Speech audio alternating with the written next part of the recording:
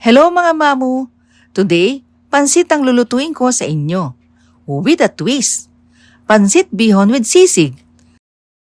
Unahin nating lutuin ang pork.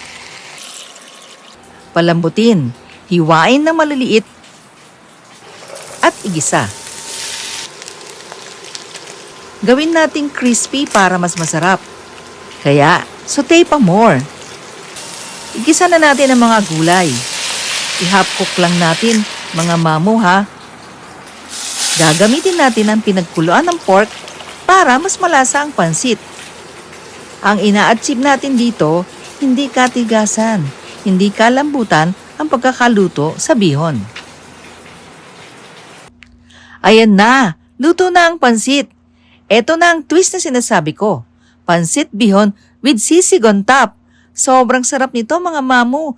Tiyak na uulit-ulitin nyo.